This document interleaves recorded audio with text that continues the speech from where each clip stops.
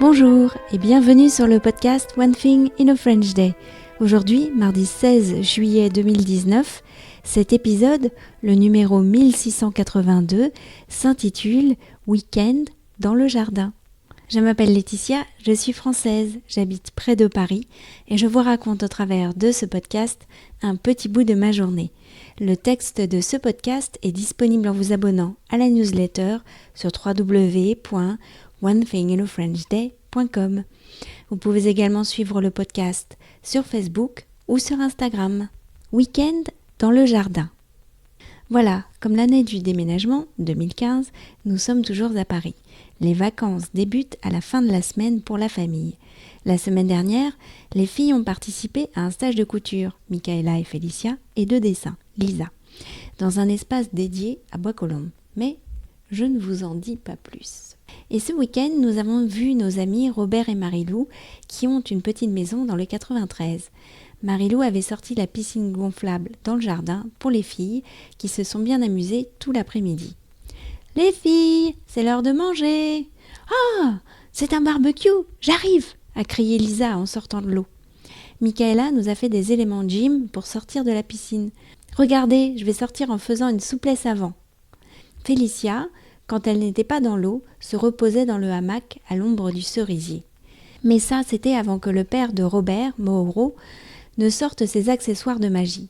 Après quelques tours qui ont laissé les filles sans voix, il avait trouvé en Félicia une disciple inconditionnelle. Du côté des adultes, nous avons parlé de choses et d'autres, et notamment du déménagement du travail de Pietro à La Défense. « Ah, tu vas travailler en open space » a dit Marilou.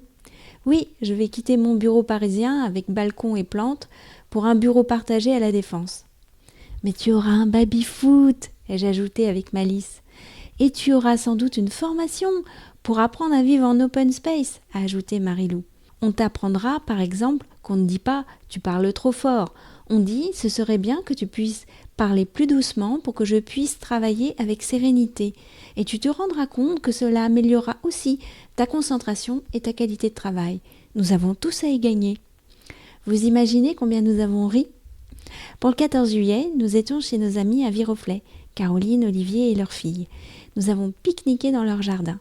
Ce matin, on a vu passer les avions, a dit Lisa, en faisant référence aux avions du défilé que nous avons vus depuis notre balcon. D'ailleurs, je voudrais être pilote quand je serai grande, a ajouté Lisa, qui court depuis avec ses bras en arrière comme un avion. Je la vois tellement, cette petite, aux commandes d'un jumbo jet. One Thing in a French Day, c'est fini pour aujourd'hui. Vous pourrez retrouver le début du texte de ce podcast ou vous abonner à la newsletter sur www.onethinginafrenchday.com. Si vous avez envie de m'envoyer un message, voici mon adresse email frenchday@gmail.com. À demain.